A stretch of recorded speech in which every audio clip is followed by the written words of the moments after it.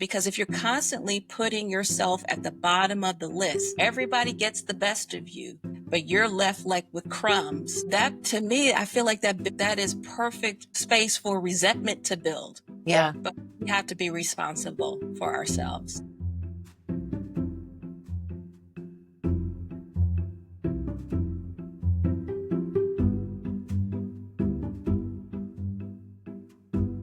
We often hear I'm 40, everything is going downhill, or it's always this negative connotation that goes along with hitting a certain milestone in life. And today's conversation is going to help with reshifting and reshaping exactly what this looks like for you. And I'm super excited about today's guest that's going to be here today talking with us because when I think about it, we have actually known each other. I don't want to say, but I have to Say, say it's been like over 20 years because like I met Anil.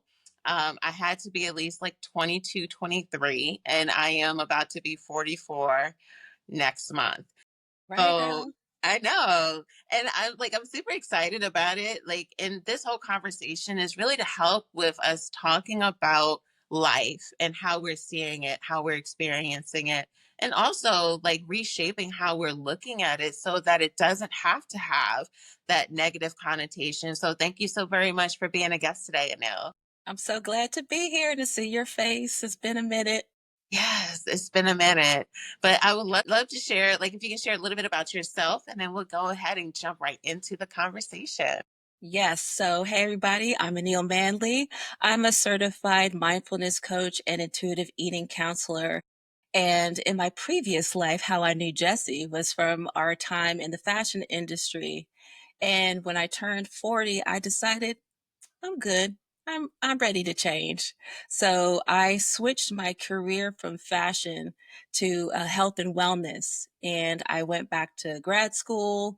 I got my master's in health education and workplace wellness, and I have been coaching folks for the past 7 years or so.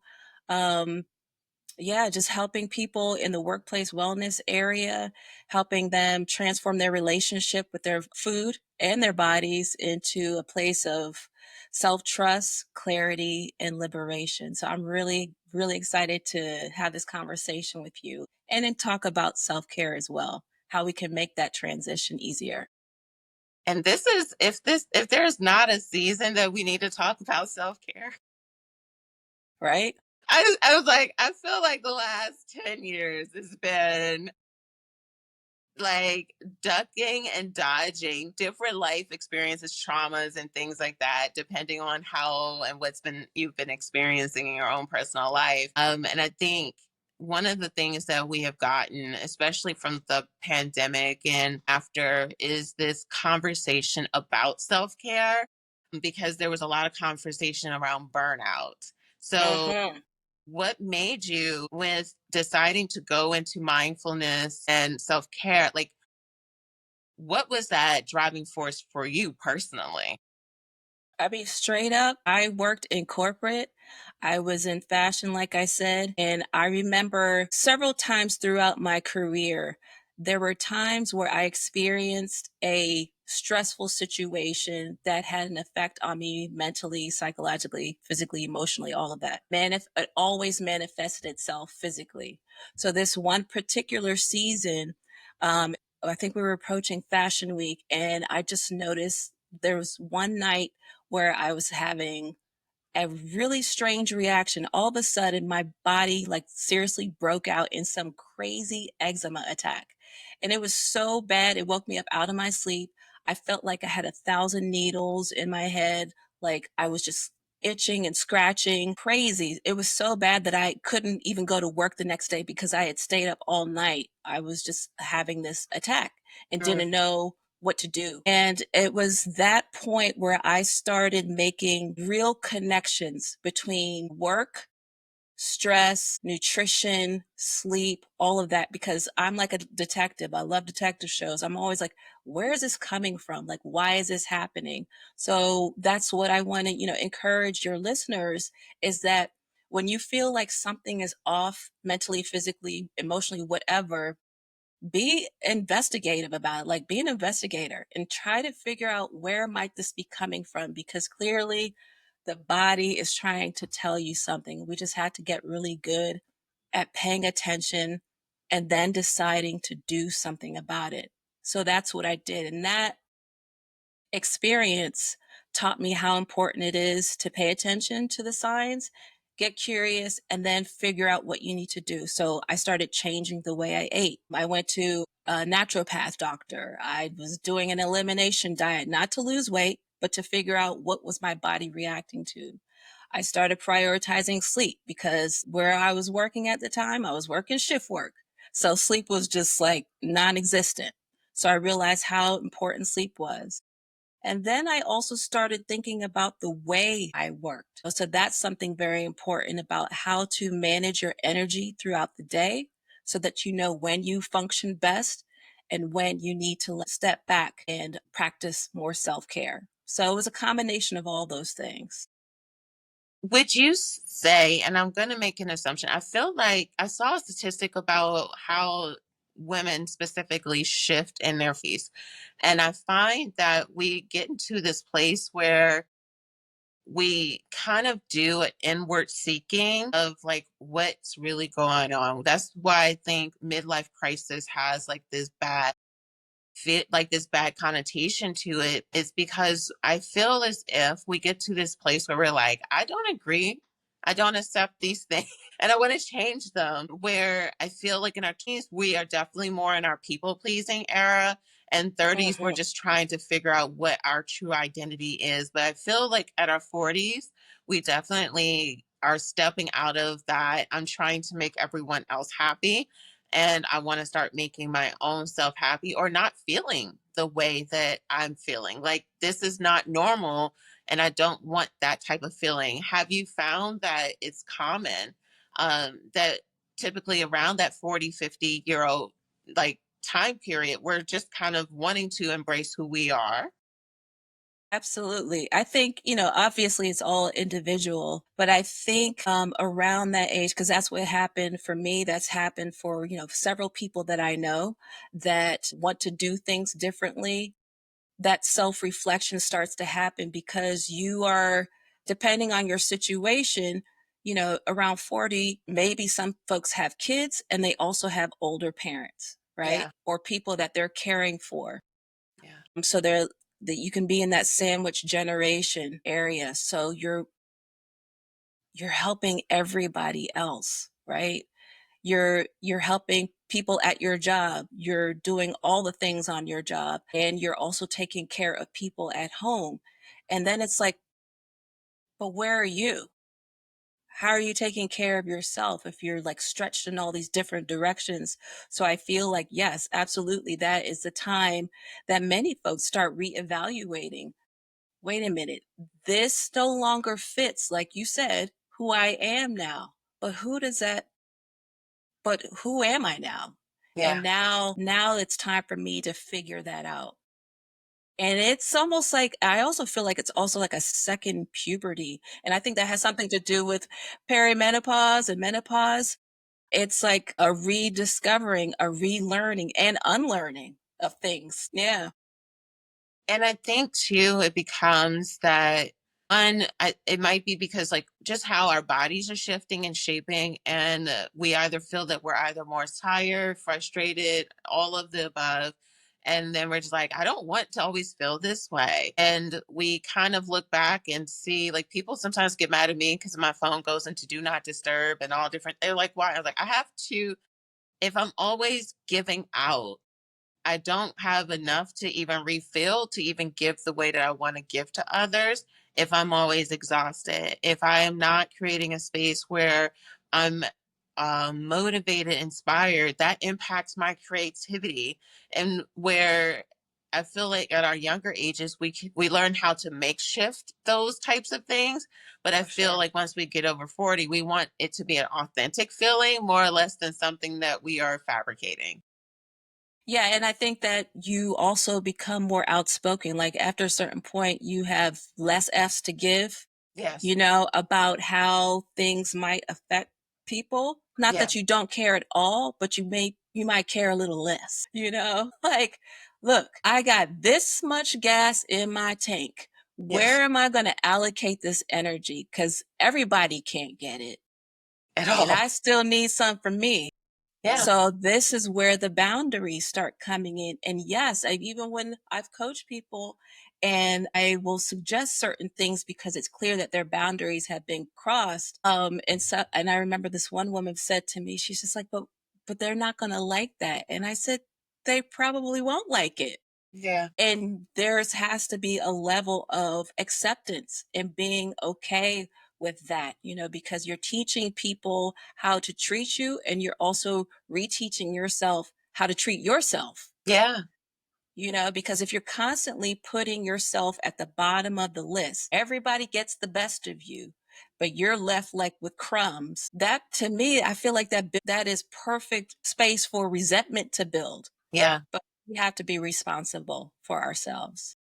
And I'm glad you said that R word because I feel like that honestly can sometimes be either the match or the lighter fluid for wanting change Mhm. because of that built up resentment and how people let it show looks different.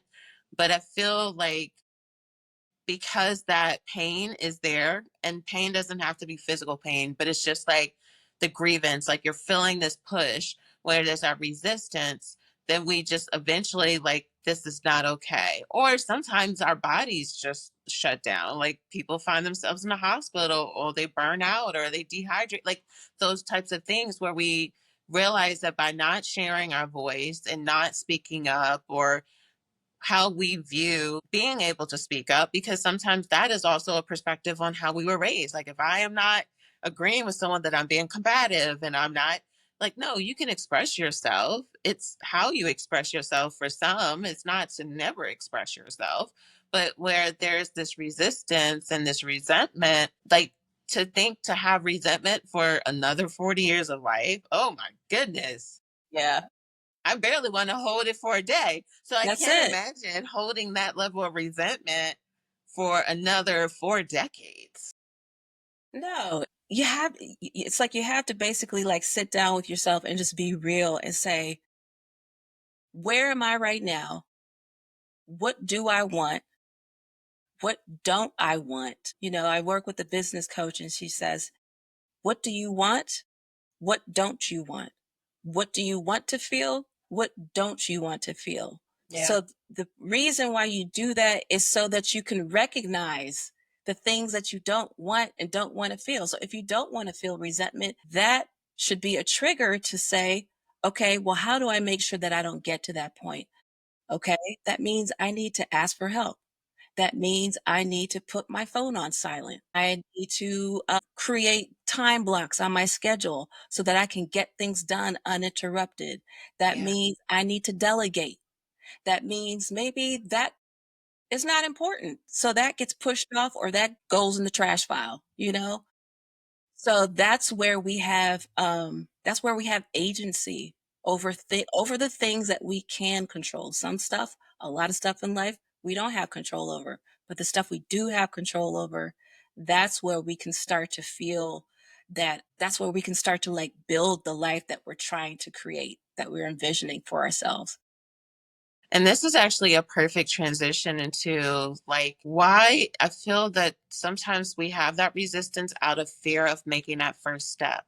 And Hmm. so for you, even to be like, I'm going to go to grad school now over 40, like what gave you the courage or because, yeah, like what gave you the courage to then take that step? If courage is not the right word, help me with, picking the right one.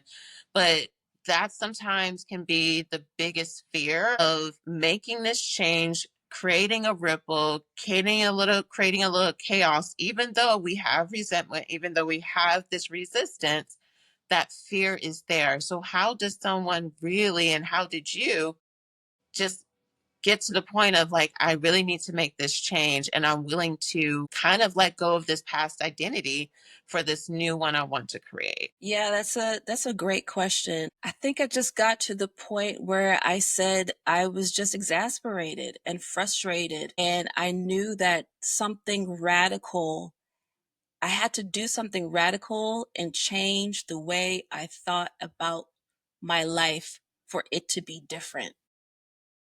It's just the reality, like, you can't keep doing the same things expecting different results.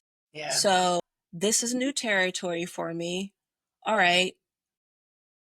I know I know things peripherally.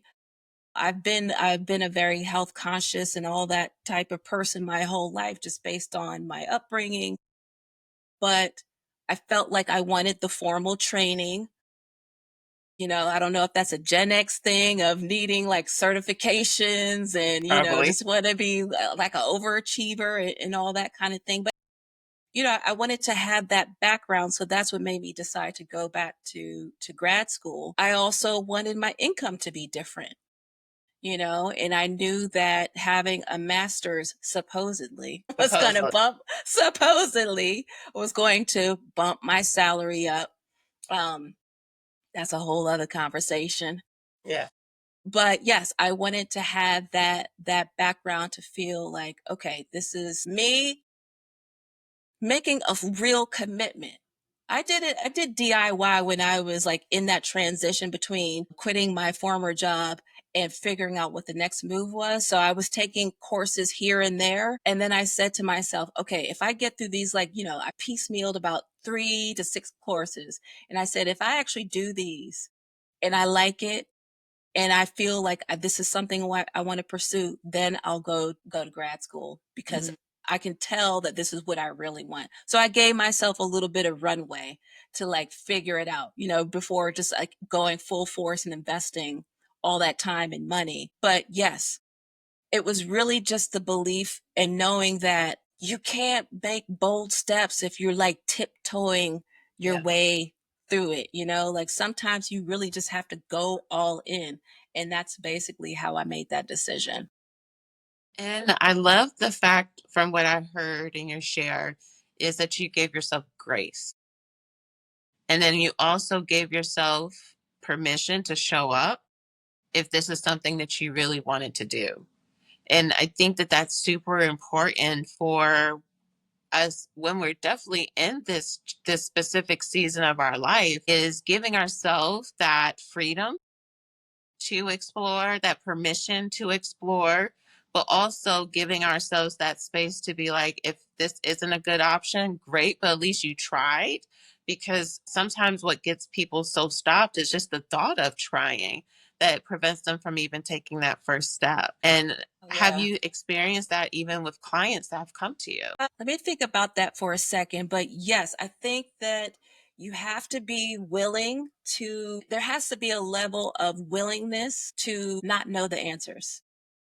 There has to be a willingness to be a beginner again.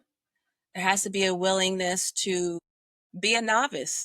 Yeah, You know what I mean? Like, especially when you get to the point where you're like 40, 50 years old, you may have been in your industry for a very long time and yeah, climbed your way up and yeah, have a certain level of, notoriety or being an expert matter in that subject.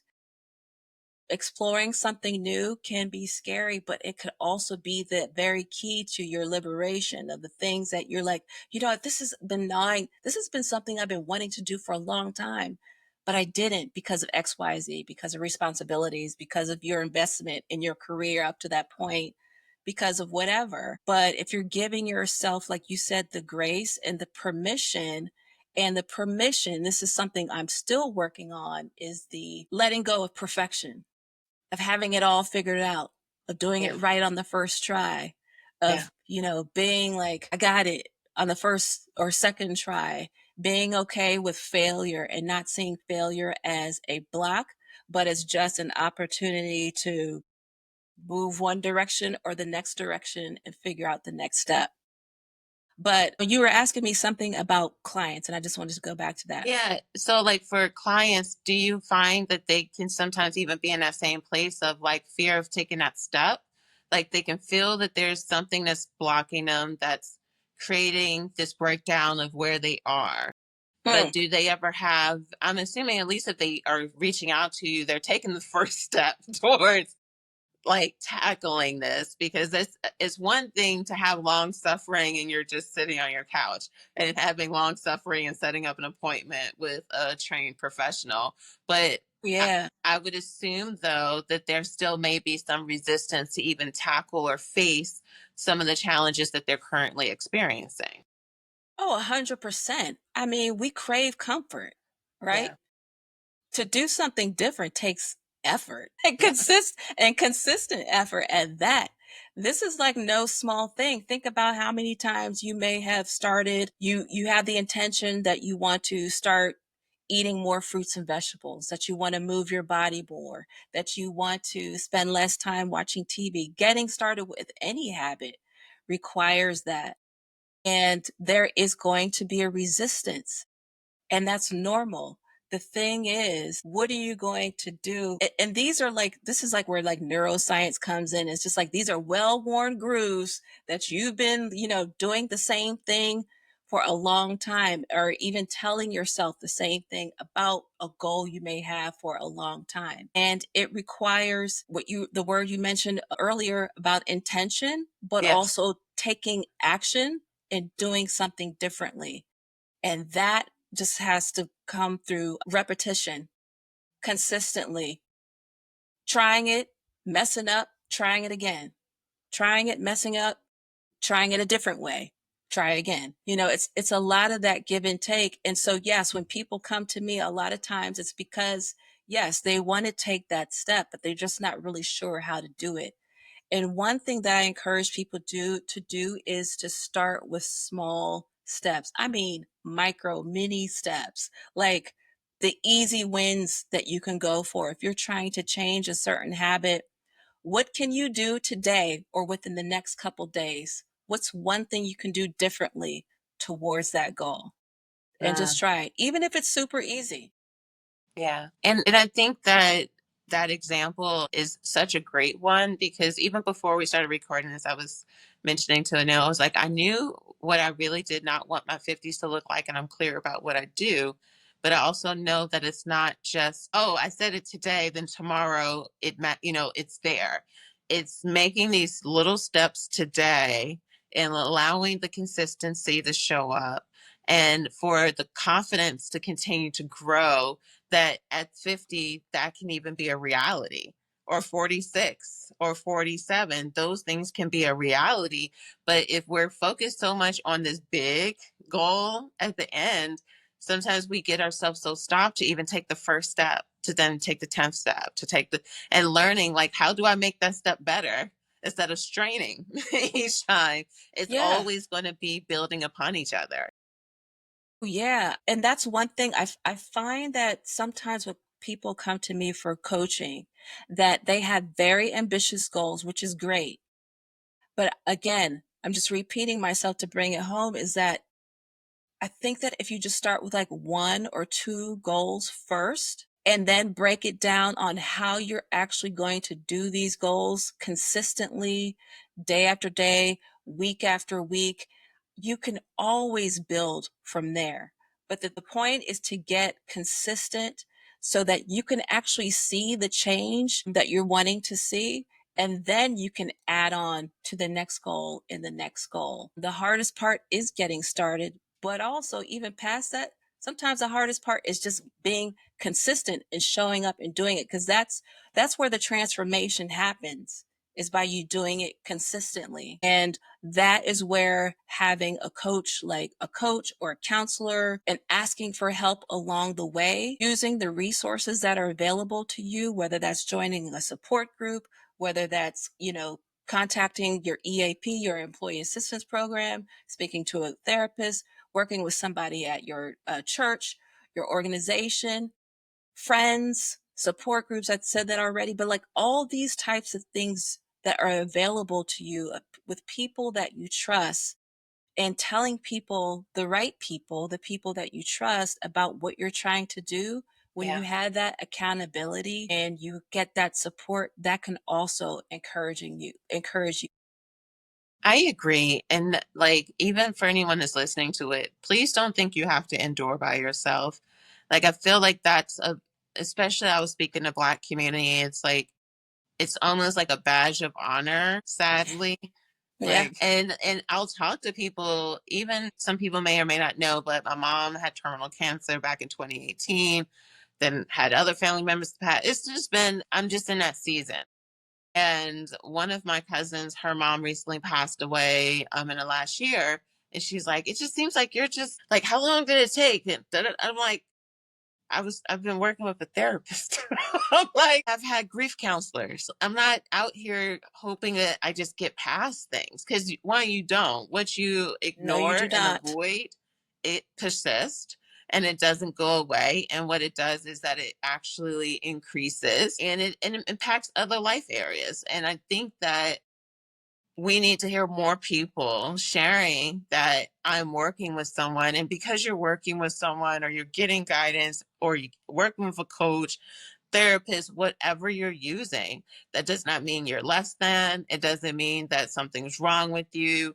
It means that you just need support. And I feel as if we are, by human nature, intended to be in community, not just when things are good, but A also hundred when things are percent. bad and we're challenged. We also need community in those moments as well. 100%. I mean, just as a people, we do better as a human. As humans, we do better. We are social beings. We're meant to be around each other. Our health, our mental health, our physical health, all aspects, all domains of health improve when we are in community, in the right community that's supportive.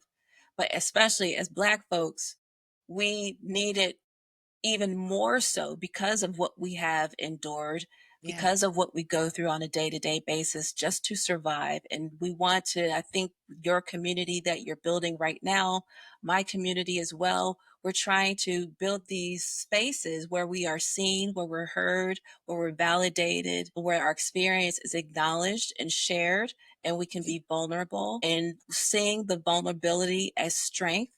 And also, it's an opportunity to share what you've been through so that you can learn from others. I learned from you, you learned from me. We pass that knowledge around. That's how we survive. That's how we have come as far as we have. And we talk about, I think before we started recording, we are talking about basically living in the upside down. Yeah. And, how do we think our parents and folks got through the 30s, 40s, 50s, 60s, 70s? Y- It's because of community, Yeah. Essentially, yes. essentially, right? As we try to dismantle these systems of oppression, but we need our strength. We need each other, right? So yeah, it's passing those what we've learned and how we can do it better together. And for people that may be on the fence, what are some of the misconceptions people have by working with a coach on just navigating mindfulness, self care, and things of that nature? I think that some people I think that some people might think that their coach is there to tell them what to do. Mm, Now, some coaches operate in that space. I personally do not. I'm basically about listening to where you are in your life and helping you figure out what is realistic given your bandwidth, given the amount of energy, the amount of hours that you have in the day to make the changes that you want to see. So I think that sometimes when I have worked with some clients in the beginning, well, what do you think? Like, tell me what to do, give right? me the answers. Just give Give me me the the answers. answers. And I said, we're gonna figure it out together.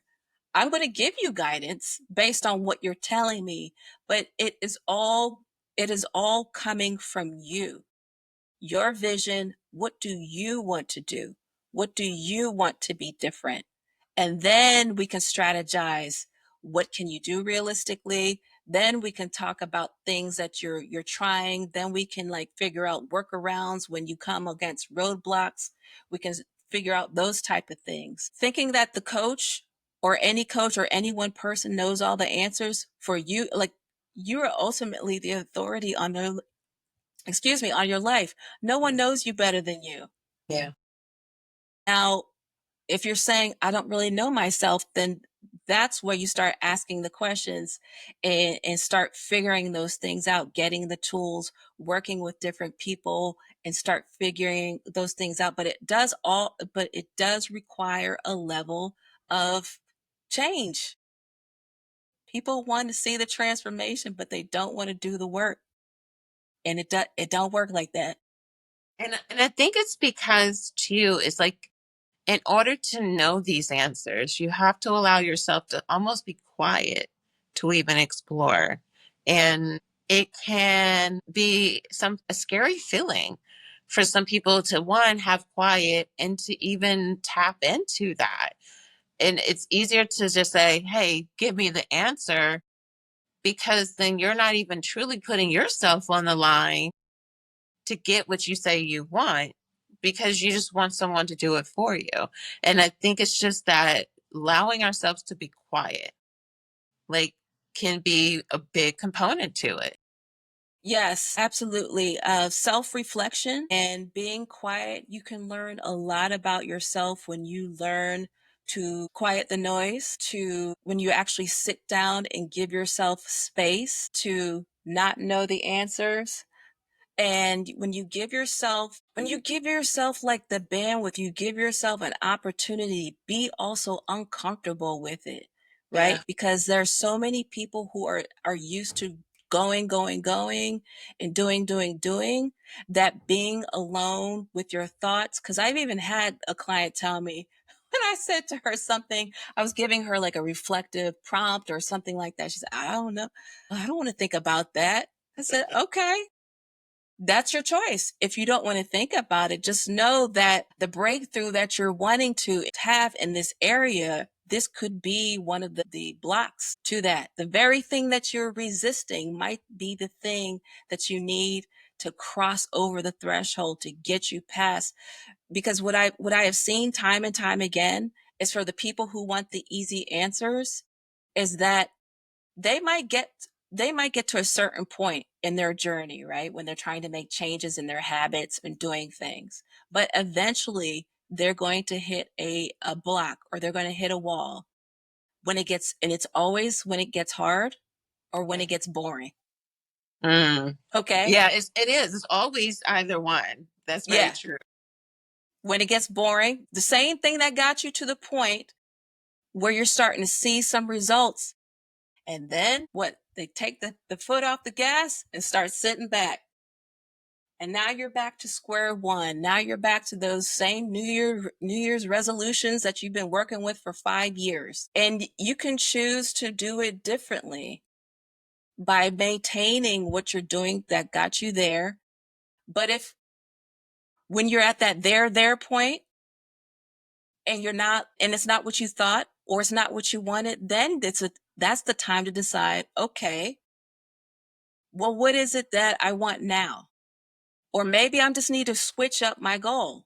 Okay, it's not the time to like give up completely. It's just a time to like reassess. Like what you talked about earlier about I might not want to be doing this at 50.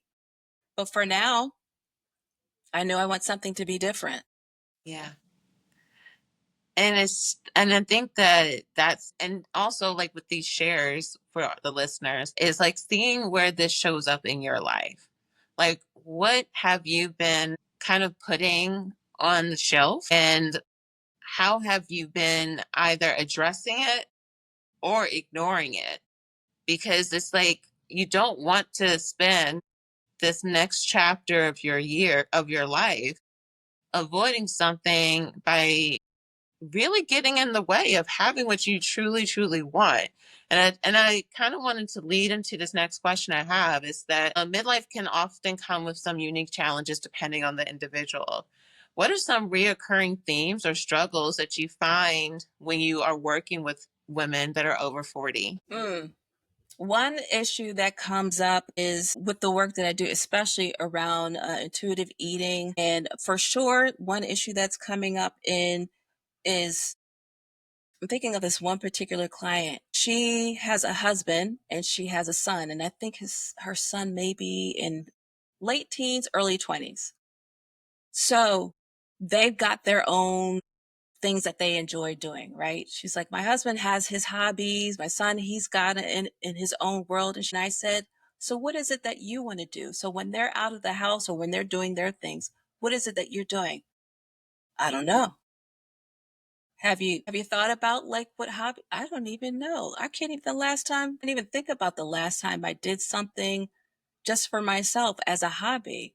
And so I work with her on a goal on creating a list of 5 things that she's put on the back burner, something that she used to be interested in maybe like 10 years ago. Maybe that's something that she wants to bring back into her life or something new altogether.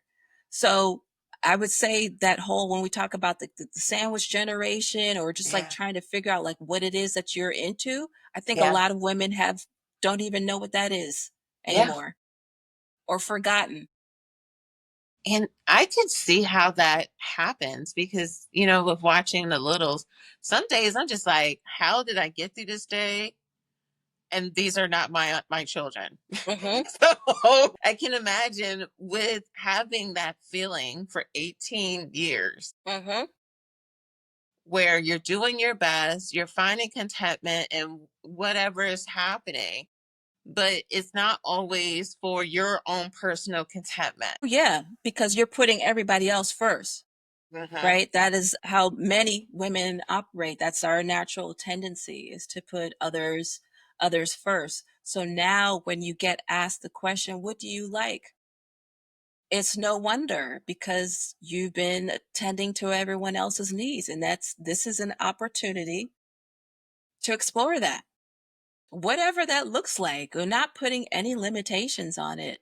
Another issue that I see that comes up time and time again is we already talked about the creating boundaries and getting pushback from family or coworkers.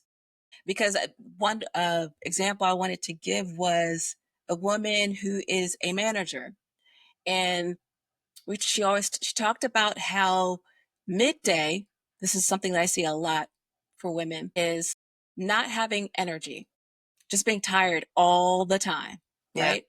So then when I asked the question, okay, so what did you eat today? I'm not asking as a food police because I really care about like what specifically you ate. I'm just curious, what did you feed yourself? And how often are you doing it? So I had some coffee. I had some coffee this morning. Okay. Yeah, I think I had some yogurt, in the middle of the afternoon. And then by the time I got home, I was just ravenous because I was just so hungry. I just eat everything in sight because I'm starving. And I said, and I'm like, yeah, yep, exactly. How could you have any energy if you're running on fumes and 100. coffee and one little piece, one little yogurt? That's not going to do it. So what I've seen for sure is the lack of energy. So I'm encouraging women to take the time to actually sit down and eat something, even if it's just a snack, something, with complex carbs, some fat, and some protein.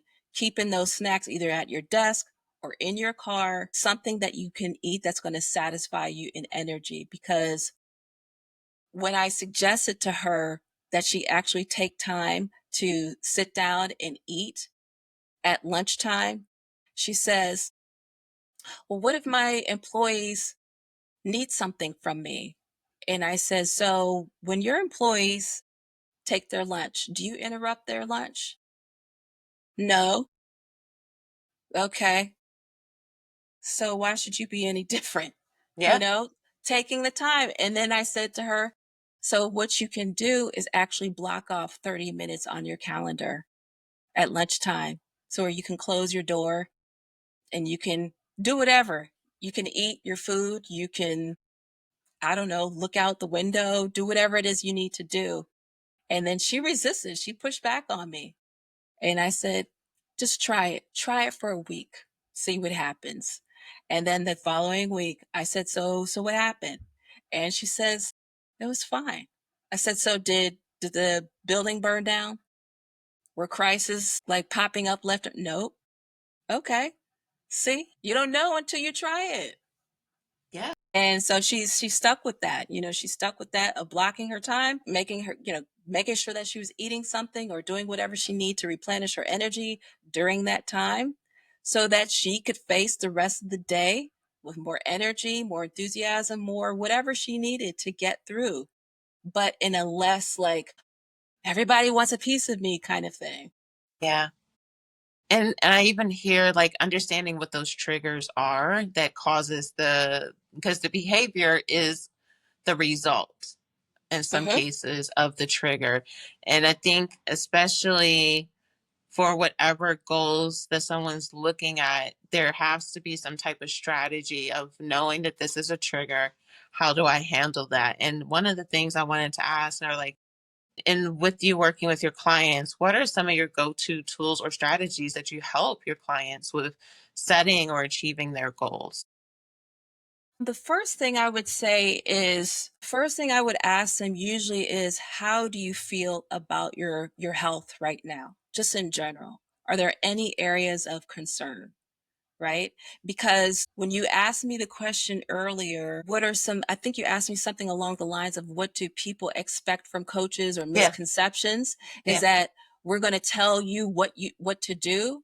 And a lot of times I think that some people won't continue sessions with some coaches if it doesn't align with what it is they really want. Because what I've noticed is that sometimes coaching clients will come to you and ask or pick a goal that they think that they should have, right? So when that happens, that means there's not an alignment with what it is you really want, because when you're aligned with what it is you really want, you're more likely to stick with it. Ask me the question again, because I feel like I went on a tangent. no. What are some of your go-to tools or strategies for helping your clients set and achieve their goals? Yes. So getting back to that, number one, asking them what it is that they want to focus on. So that's self-directed. And then we go from there. To figuring out what it is that is realistic. So a lot of times what I'll do is I'll have a holistic approach, right? So I'm asking you about your sleep. I'm asking you about your nutrition, physical activity. Do you have a social support system? When was your last checkup? Do you have a good relationship with your healthcare team? Yeah, These type of basic things to get an idea of what's going on. Also, what type of support do you have at work, right? yeah. So we're looking at all these different dimensions because health doesn't exist in a vacuum. It's connected to everything in your life. There's this thing called social determinants of health, right? So there's an influence of all these different factors, including your finances. So we look at that. So one thing that folks can do is do their own self-assessment. There's a self-assessment tool, and if you want, I can actually give you one if people want to want one. And you're basically looking at these different dimensions of your life, these different areas of your life, emotionally, psychologically, physically, what is it, professionally, and you're looking at these different areas of your life. And how would you rate these different areas? Which one of these areas would you like to focus on first, right? And then deciding what it is you can do next. What's one thing you can do in the next day, in the next few days, in the next week towards that goal? I like that you are using it in this type of manner because everything is connected. Mm-hmm. And I always would tell people like how people do one thing is how they do all things. Mm-hmm. Mm-hmm. Yeah. I'm like, so if someone doesn't naturally show this kind of character in X part of their life, chances are it shows up in some other respect of another part. Correct. And then, of course, how they treat themselves. Because the thing is even how they treat others sometimes is how a reflection of how they treat themselves in some type of degree. And if we aren't taking time to get present to it, then it just creeps up and it keeps us from really having again, of what we truly say we want. And it's okay to say that you want certain things because sometimes, too, I feel that there's this let me be mild tempered and not really say what I truly want in life and Mhm. like be passive. Like, Yes. you don't have to be passive about what you want. And just because you're open about it doesn't mean that you are any negative connotation. Yeah. And even not knowing, like saying that you don't know is okay. This is an opportunity to explore that. You know, it does require going back to what you said about getting quiet and listening. Like what is your heart tell you? What is your gut telling you? And giving yourself time to do that. And that does require a certain amount of attention and intention. Yeah, If you want something to be different, you got to do it different. I agree. Like, I feel like we're in this era right now, too, where self care is kind of like almost this buzzword, and mindfulness can almost somewhat be in that space as well. But, like, what does it really mean to practice self care for a woman specifically that's in our age bracket? If you think about it, what it is on when you talk about like buzzwords and things like that, self-care can be definitely it's marketing, Yeah, right? On one hand, it is marketing because what? It's going to sell self-care products. It's going to sell services. It's going to sell this product is going to magically, make your life amazing. You yeah. take this pill, you do this one particular exercise, whatever, it's going to magically make things happen. But that's not really what self-care is. Self-care is the practice of caring for oneself. Caring for oneself means that you are feeding yourself. You are nourishing yourself with food that's going to energize you, satisfy you, that gives you pleasure. Self-care is getting quality sleep, not just the amount of hours that you clock in, but quality sleep that when you wake up, you're ready to face the day. You feel energized, you feel replenished. Self care is spending time with loved ones, people that you care about. We talked about the social aspects of health. Self care is uh, making sure that you're up on all your doctor's appointments, all your preventive exams, that you're following through when something doesn't feel right, that you're following up with your doctor, that you're taking notes, keeping a journal of things so that when you come to your doctor's appointment, you're able to say to them, because we all know that they only have a certain amount of time to work with you. Yeah. I've noticed over the past couple of weeks, I'm feeling like this shortness of breath. And I notice that it happens when I eat this, or when after this happens, or after like I've gone too long without such and such. It's connecting these dots. That's what real self-care is. Because when you practice self-care, and it's also joyful movements, moving your body in whatever way that it feels good to you, right? Not, doing things that you, oh, I should be doing this. No, it's you moving your way in a body consistently that makes you feel good in your body as it is now. You know, it's also doing the things that you bring you joy, that brings you pleasure. And it is doing things like giving, if you can afford to go to the spa, if you can have a Galentine's brunch date or whatever. It's doing the things that are fun for you, but it's again the whole you, not just one aspect of your health. So that to me is what true self-care is. You are caring for the whole self. And I love that definition because I think sometimes when people hear self care, they only think of the massages and things like that, not necessarily from a holistic standpoint, and understanding that you can do little things daily. Like, once it like gets over 65, one of my forms of self care is daily. I go outside and walk for 30 minutes. It Hmm. doesn't have anything related to weight loss. It's just something about breathing fresh air and moving. that just I'll even listen to scripture or personal development or something like that, and it just allows for me to get grounded again. Mhm. And I think that knowing what's going to help with shifting and when you're shifting, because like it sounds great working from home until like you're really working from home. Then you're like, I need to get out. I need to do something. Yes. I can't just keep sitting at this table. So it's like finding what are going to be those things that bring you joy that helps with managing like your mental health. This managing how you are treating yourself physically as well. Because everything is really truly connected. And I feel that especially at this time and era with us being in a sandwich, we're seeing people that are our age that are passing unexpectedly because of neglecting their health. Mhm. So it's like we're aware of mortality, but also understanding like if I do honor myself as well, I can actually extend that. So like we're in this weird space where I feel like we're trying to, for some of us, we're really trying to honor our body on a daily basis and learning through self care. How does that help with us not coping with alcohol? Mhm. Yeah.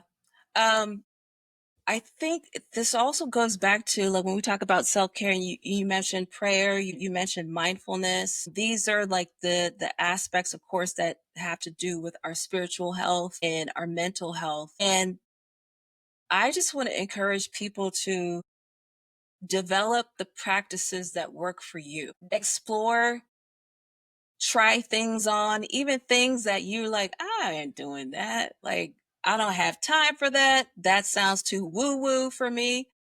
I just say give yourself an opportunity to just try things on, take what you need and leave the rest.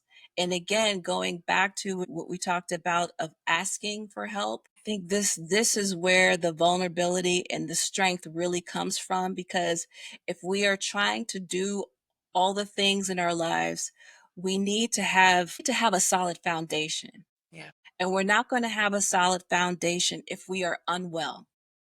Yeah. And the way for us to get well is to acknowledge that we're not robots, we're human. Yeah.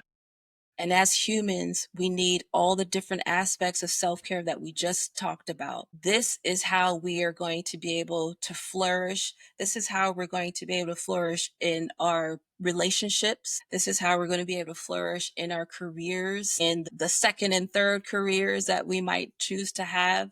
Yeah. This is how we're going to flourish just as individuals as well. And when we're able to do it in that way, in this mindful way of, mindfulness is just being aware of what's happening in the present moment. But we can't just be aware of it. We also have to choose and take aligned action that's aligning with the values, aligning with the things that we say are important to us. So when we can look at it from that perspective, from that holistic perspective of you know what? I'm going to do this differently. I'm going to start working differently. You know what? Since if I'm able to work from home, I want to be able to do it this way, operate this. I operate well. I operate best in the morning. And then I can figure out how my day is going to look from then. So I save a chunk of time to knock out really hard projects or projects that require a lot of brain work. I do that in the morning. And then in the afternoon, I switch modes. And then I'm able to help, aunt such and such or this person, my husband, my partner, my whoever. It's figuring out how the pieces of the puzzle fit together in a way that we are more in control of what it looks like for us rather than constantly reacting, you know? Yeah, I get that wholeheartedly. And I really have enjoyed this conversation. I feel that people have got some actionable tips and steps to be able to see and explore like what this looks like for them and how to apply it in their own life. I would love for you to share like how can people find out more about the work you do? Yes, you can reach out to me on LinkedIn, Anil Manley. On LinkedIn, I'm also at Mindfulness with Anil on Instagram and Facebook. So I've also, if you're interested in intuitive eating or mindfulness or just have any general questions, you can always reach out to me either of those ways and set up a free discovery call. And I'll make sure to have her links inside of the description of this podcast episode. And I just want to say thank you so very much for being a guest and to share your expertise and insight to this much needed conversation. Anytime is perfect to talk about self care, is definitely. Yes. Yeah. 100%. We're going to need it. You're going to need it now more than ever.